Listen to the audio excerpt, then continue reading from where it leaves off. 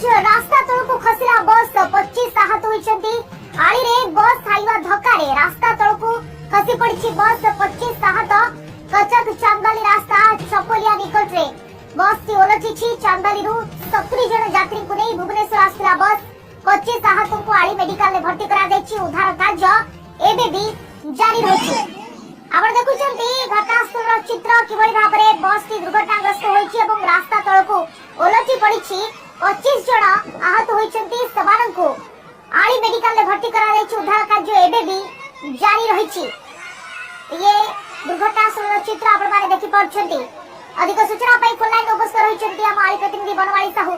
बनवाली ए पूरा दुर्घटना केमति घटिछि केवଳି परिस्थिति रे घटिछि वर्तमान उद्धार कार्य जारी रहिछि पूरा सूचना दियंतु ए बाबत रे।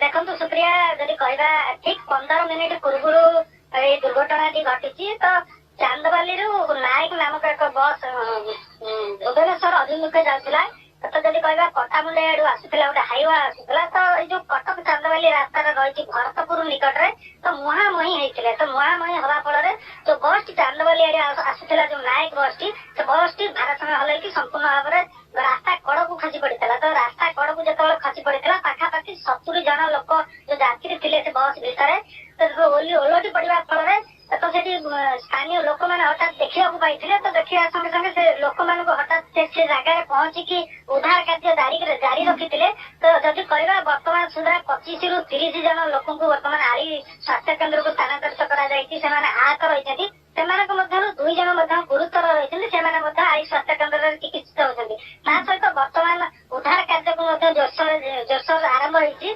अग्निशम विभाग कथा कहतु ये जो आंबुलांस कथा कहतु सहित ये स्थानीय लोक मैंने रही मिलित सहायता बर्तमान उद्धार कार्य जारी रही जदि कहवा से बस टी थिला से बर्तमान से बस रु पाखापाखि संपूर्ण जो 60 रु 70 जन लोक थे बर्तमान आणिकी आंबुलांस सहायता पठा जाउछि। आ जो बस टी रही जाइतला जो ओलटि पड़ितला से बस रे मध्ये 2 जन यात्री मध्ये रही जाइतले ता भितरे बाहरी पार नतले सेमानकु मध्ये जो स्थानीय लोकक सहायता बर्तमान बाहर करा जाइछि। सुप्रिया परवाले एठुडे प्रश्न उठुछि जे आवश्यकता ठारो अधिक यात्री ए बस रे थिले कि पाखापाखि 70 जन यात्री थिले बोली आपण कहउछन्ती एवं सेति पई भारसाम्य हराइला बस टी।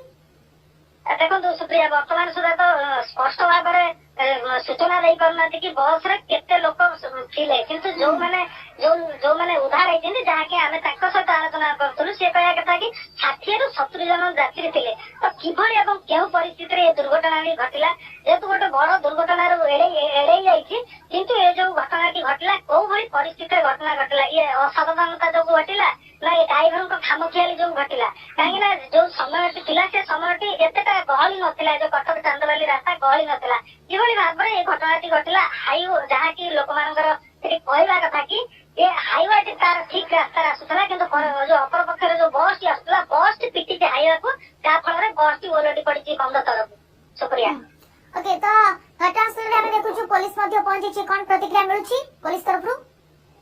देखो बर्तमान तो आसिक घटनास्थल पहुंची पुलिस कथा कहतु अग्निशम बाहिनी कथा कहतु कि स्थानीय लोक समस्त बर्तमान उद्धार कार्य लगी किभଳି भाव जो घटना घटला आउ किए रही जाइछन्ती कि बस तले बा साइड की छिटिकी पड़िछन्ती तो से मानको बर्तमान सुधा उद्धार कार्य जारी रहिछि।